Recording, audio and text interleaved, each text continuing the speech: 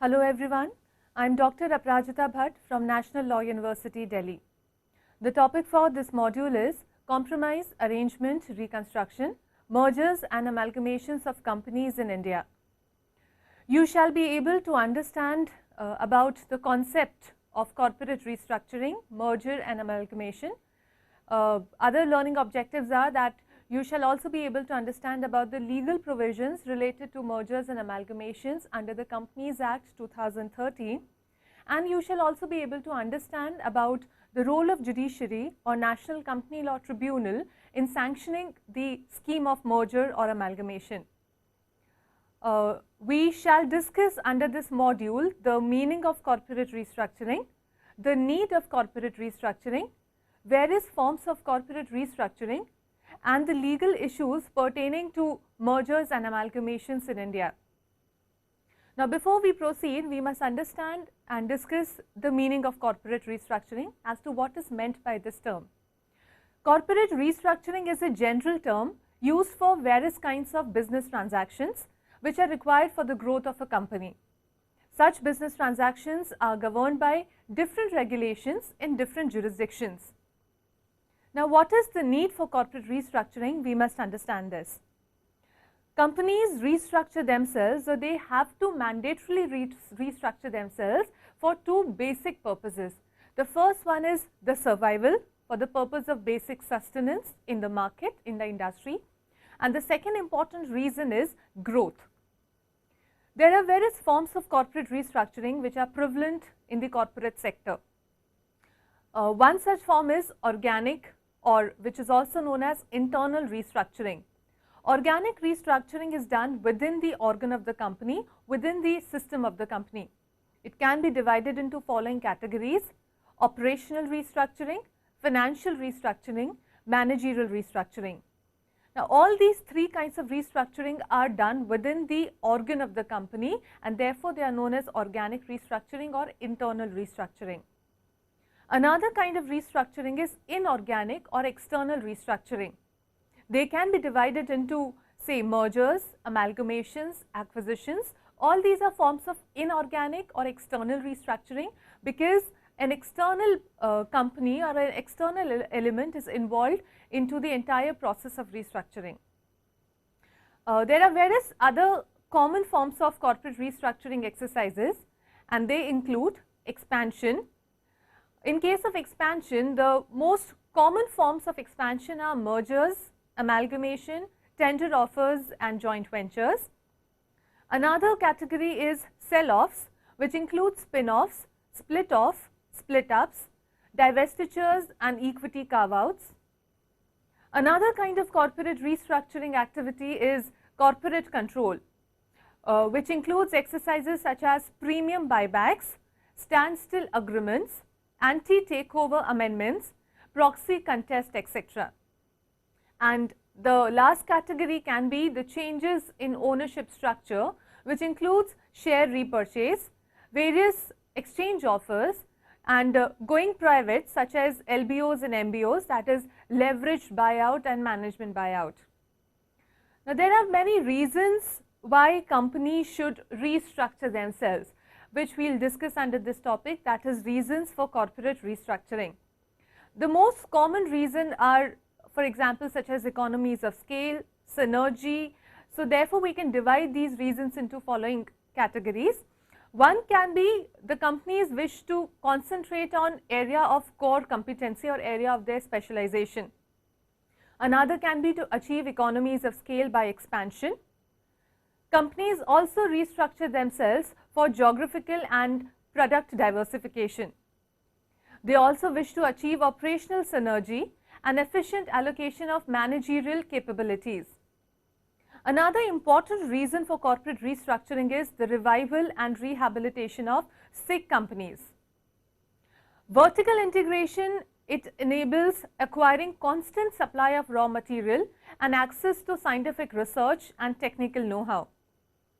And companies also restructure themselves to improve corporate performance and bring it at par with their competitors. Now, let us discuss and understand the meaning of each one of these forms of corporate restructuring exercises very briefly. The first one is merger. What is a merger? Merger is the combination of two or more companies into a single company where one survives and the other loses its identity. Now, in case of a merger, all the assets, all the liabilities and all the shareholders are transferred by the transferor company to the transferee company. And the consideration in such a case is in the form of equity shares, debentures, or a combination of 2 or 3 modes. So, mergers are different from amalgamations. In case of merger, there are two companies A and B. So, when they merge, either A would survive or B would survive, whichever is the stronger company, whichever is the healthy company. But in case of amalgamation, when both the companies so amalgamate or blend into each other to form a third new entity, that is A plus B is equals to C, then that is a case of amalgamation. So, what exactly is an amalgamation? An amalgamation is the blending of two or more companies, existing undertakings, into one undertaking. The shareholders of each blending company, they become the shareholders of the company which is the blended one, which is the new entity. And the assets and liabilities of both the companies are transferred to the newly formed entity. Mergers and acquisitions together, they refer to the aspect of corporate strategy or corporate finance and management dealing with the buying, selling, dividing and combining of different companies into one, and different companies and the similar entities, so that they can help an enterprise grow rapidly in the sector or location of origin. Now, what is a tender offer? This is again a kind of corporate restructuring activity. In case of a tender offer, one party, which is generally a corporation seeking a controlling interest in another corporation, asks the stockholders of the firm which it is seeking to control to submit or tender their shares of stocks in the firm. In such a case, the offer is to purchase some or all of shareholders' shares in a corporation. The price offered in tender offer is usually at a premium to the market price, and it can be either friendly or unfriendly. What are joint ventures? Joint ventures are intersection of only a small fraction of the activities of the companies involved. It is done for a limited duration of 10 to 15 years or even less. The companies may represent a separate entity in which each of the parties makes cash and other forms of investments. It is a business agreement in which parties agree to develop for a finite period and the new entity and new assets by contributing equity.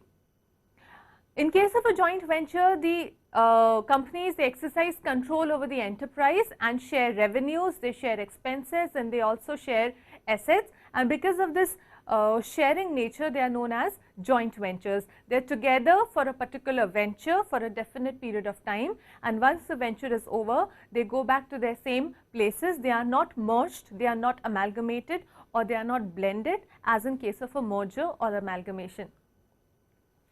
Sell-off is another kind of corporate restructuring exercise. The rapid selling of securities such as stocks, bonds and commodities is done in case of a sell-off. The increase in supply leads to a decline in the value of the security, and this rapid sale of security by a large number of holders increases the supply of security available for sale, and therefore it drives down the price. Split off is another variant of demerger, which is again a kind of corporate restructuring exercise. In case of a split off, a portion of the existing shareholders, they receive stock in a subsidiary in exchange for parent company stock.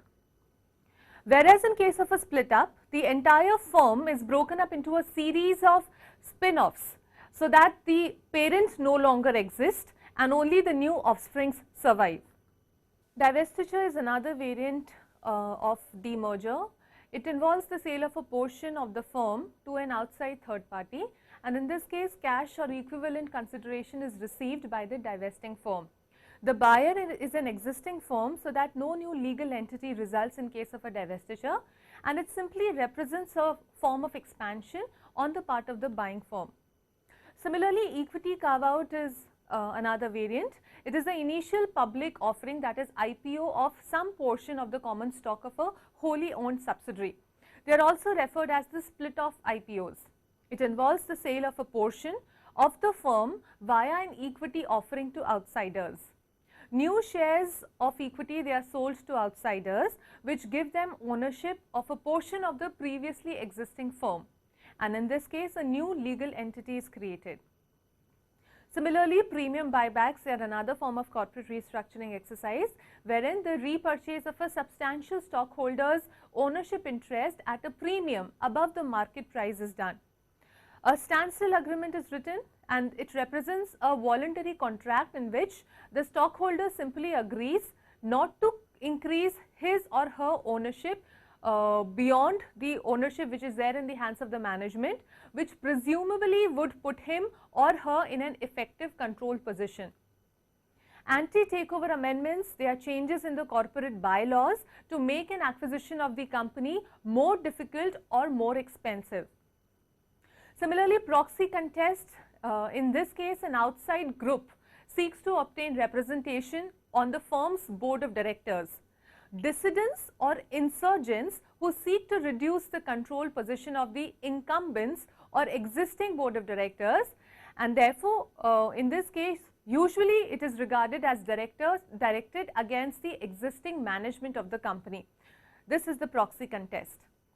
Changes in ownership structure, in such a case the exchange offers, wherein the exchange of debt or preferred stock for common stock is done, and in case of share repurchase, the corporation buys back some fraction of its outstanding shares of common stock.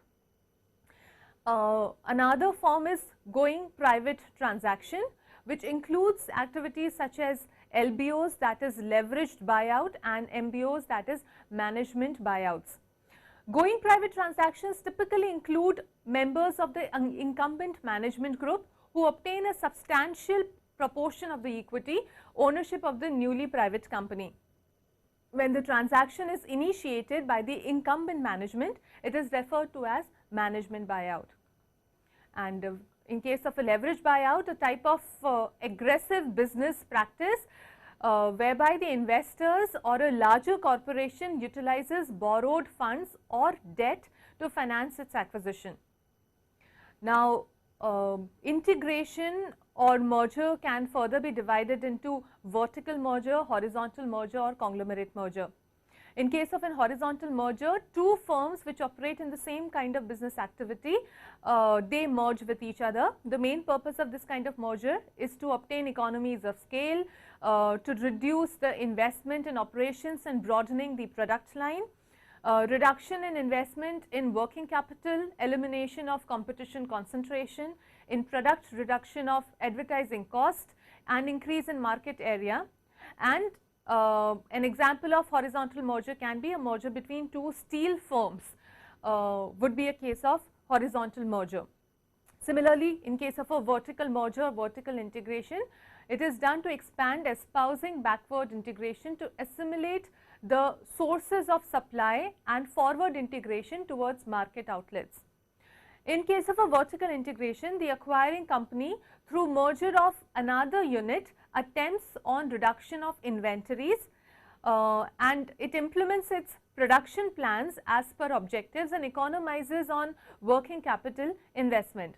In a vertical combination, the merging undertaking would be either a supplier or a buyer using its product as intermediary material for its final production. And in case of a conglomerate merger, this is a merger between two unrelated business firms. So, the basic purpose of conglomerate amalgamations remains utilization of financial resources and enlarged debt capacity through reorganizing their financial structure. It also enhances the overall activity of the acquirer company and creates balance in company's total portfolio of diverse products and production processes. Demerger is another form of corporate restructuring exercise, in which a case the corporate splits or divides the company. It is a division of the company. It signifies a movement in the company just opposite to merger, just opposite to combination. This particular kind of restructuring exercise is common in developed nations such as UK and USA, and also in developing nations like India. We find many examples of demergers taking place in Indian corporate sector. A common example is when Reliance Industries Limited demerged into various other undertakings. Another variant is or form of corporate restructuring is reverse merger. This is also known as reverse takeovers or reverse IPOs, and it is a way for private companies to go public. It is a simpler, shorter and less expensive way to restructure itself. A conventional IPO is more complicated and expensive, as private companies, they have to hire an invest bank to underwrite and issue shares of the soon to be public companies. So, reverse merger is a good alternative to the traditional IPO route. After having discussed these various forms of corporate restructuring exercises, now let us discuss the legal provisions relating to mergers and amalgamations under the Companies Act 2013. Companies Act 2013 is a new act and it has replaced the provisions of the Companies Act 1956, but the sections related to mergers and amalgamations under the Companies Act 2013, they are still not notified and they are still not enforced. Still, the main provisions are given from section 230 onwards. The corresponding provisions were given under section 391 to 396 of the Companies Act 1956. To merge or to amalgamate is a power of the company which is conferred on the company by the Companies Act 1956 and now the Companies Act 2013. So, Companies Act 2013 section 230 makes it a power to compromise and make arrangements with creditors and members. In this case, there is an entire procedure given by the Act which the companies have to mandatorily follow. One such procedure is to come out with various disclosures. So, the company is required to disclose the following information to the tribunal. The first information is that all material facts relating to the company, such as the latest financial position, the latest auditor's report, pendency of any investigation or proceeding against the company, they have to be disclosed. Another important disclosure is that if there is any reduction of share capital of the company, if there is any, then it should be included in the compromise or arrangement. And another disclosure is that any scheme of corporate debt restructuring consented to by not less than 75% of the secured creditors in value. So, therefore, for this power to be exercised under section 230, the companies have to obtain at least 75% of the consent of secured creditors in value. Similarly, it requires and it mandates that notice of the meeting which has been convened or conducted or called upon by the tribunal and by the High Court under the Companies Act 1956, such a notice of this meeting should be individually sent to all the creditors and their classes, to all the members and their classes, and to all the debenture holders and their classes. Such notice should be placed on the website of the company. If the company is a listed company, then all these documents shall be notified to SEBI, that is Securities Exchange Board of India, and also to stock exchanges where the securities of the company is listed. The notice shall also be published in the newspaper, and the notice shall be sent to all the regulatory authorities and other sectoral regulators. It is a mandatory provision that now, for all the purposes of transparency, and to make sure that things are done in a fair and just manner, the notice should be sent to all the regulatory authorities, including SEBI, including central government, the state government, all the stock exchanges where the shares of the company are listed, the RBI, the registrar of companies, and therefore it should be sent to all sectoral regulators and all other regulators. The tribunal has to satisfy itself on various grounds before sanctioning the scheme. No scheme shall be sanctioned unless a certificate by the company's auditor has been filed with the tribunal to the effect that the accounting treatment is in conformity with the accounting standards. Now, before sanctioning the scheme, there are various grounds depending on which the tribunal would sanction the scheme. The grounds are that the scheme should be just, the scheme should be fair, it should be reasonable, it should not be against public interest, and it should not be against the interest of the minority shareholders. Now, under the Companies Act 1956, section 391 is supposed to be or was supposed to be a complete code in itself, and it was considered to be a single window clearance system. The whole purpose is to reconstitute the company without the company being required to make a number of applications under the Companies Act for various alterations which are required under the merger scheme and which may be required in the memorandum and the articles of a company.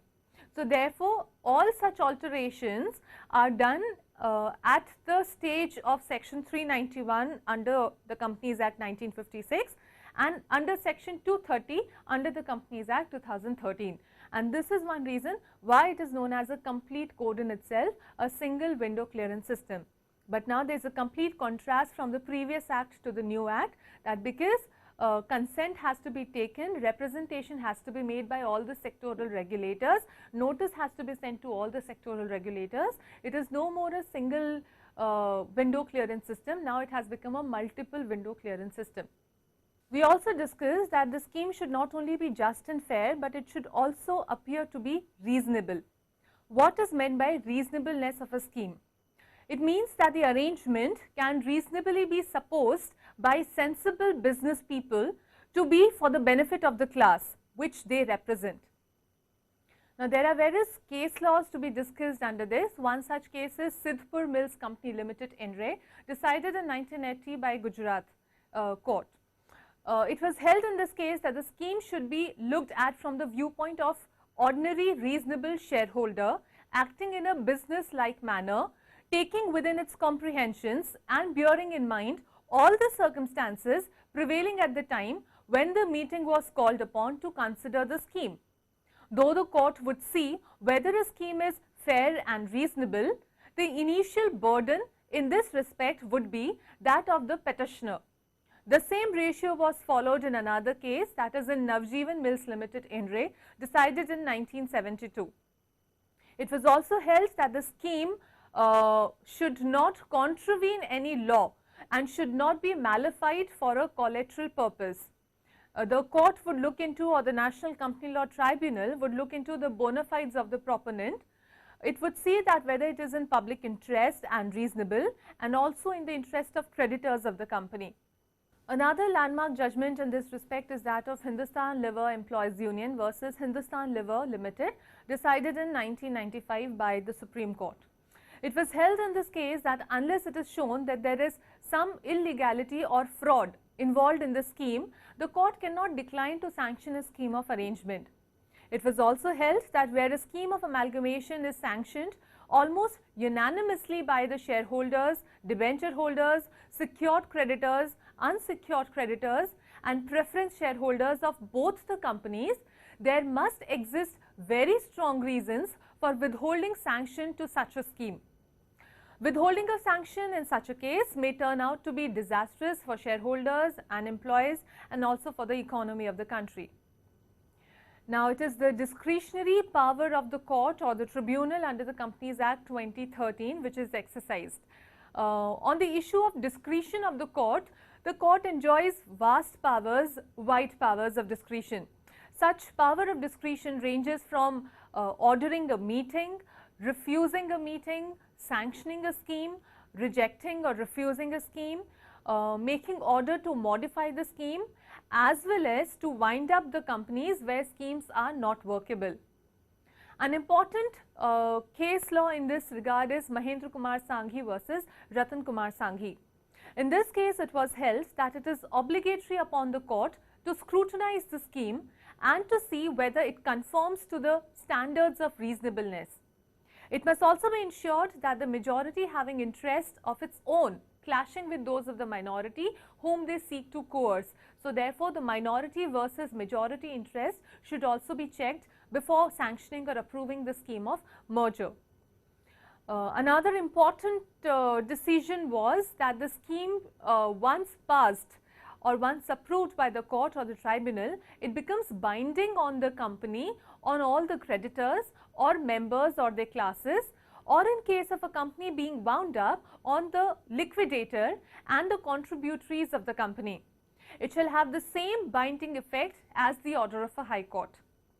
No scheme shall be sanctioned unless a certificate by the company's auditor has been filed with the tribunal to the effect that the accounting treatment is in conformity with the accounting standards. Now, under section 231 of the Companies Act 2013, the tribunal enjoys vast power to enforce compromise and arrangement.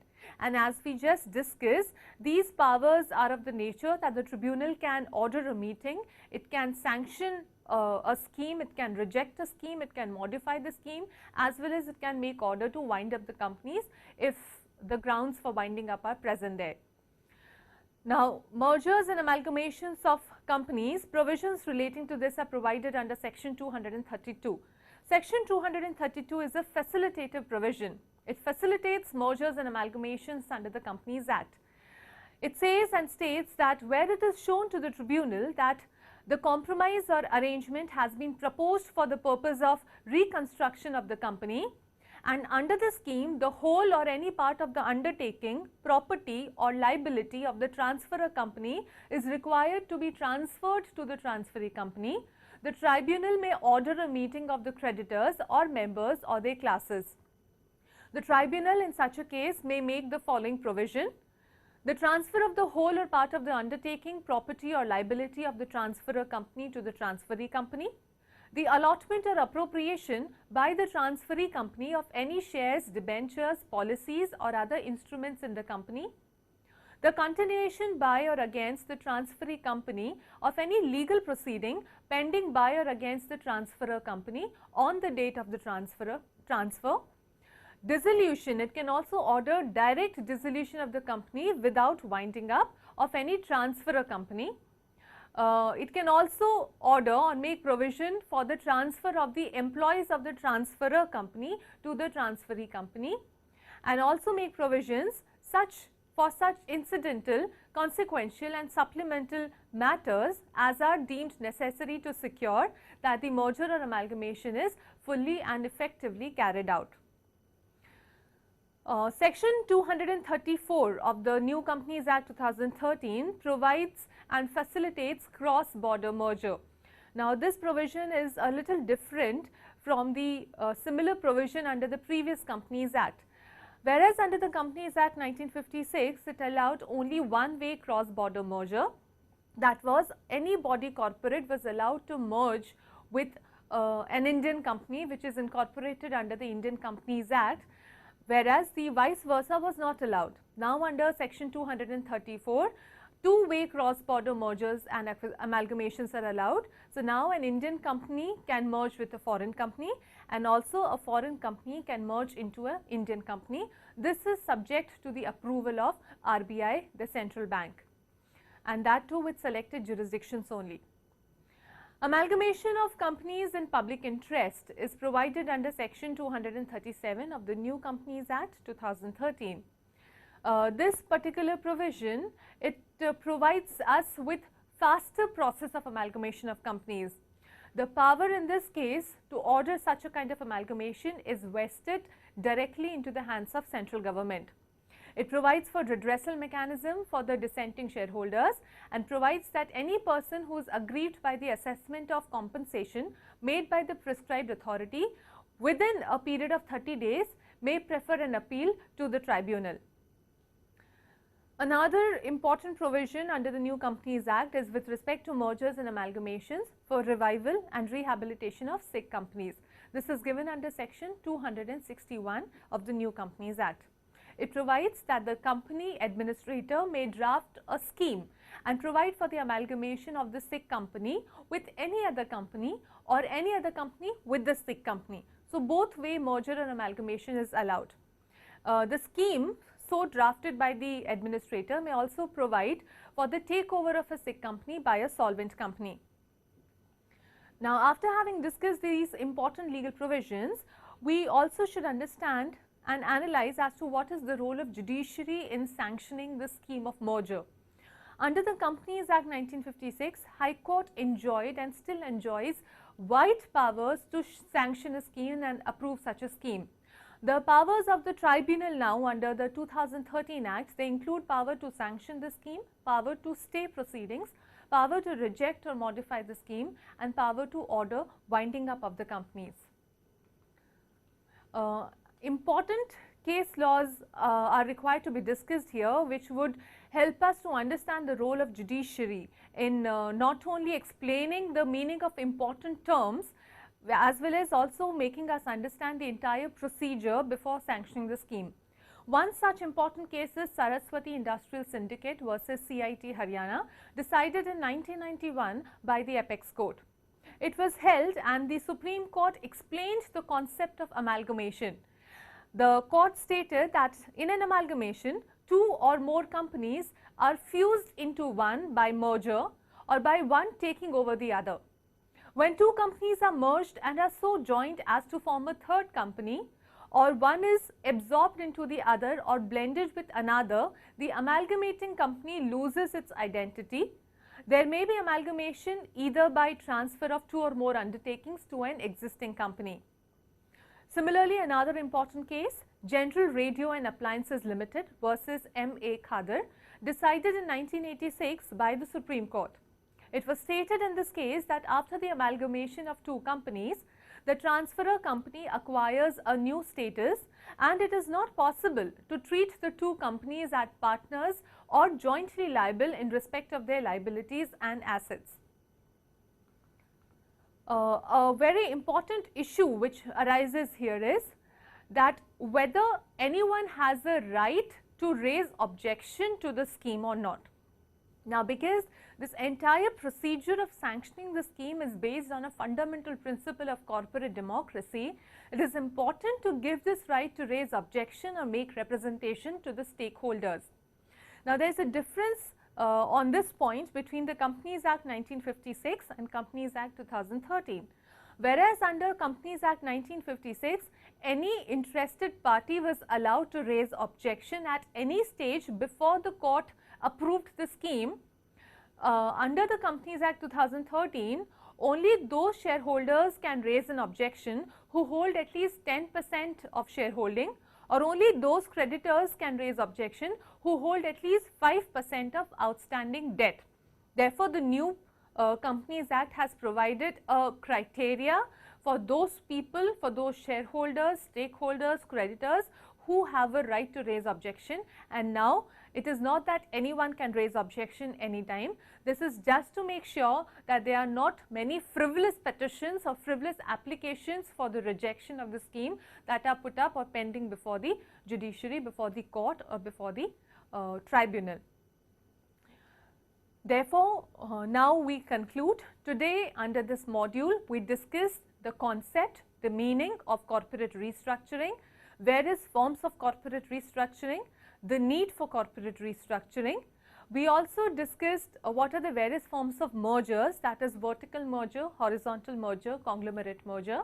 Then we discussed the legal provisions pertaining to mergers and amalgamations under the new Companies Act 2013.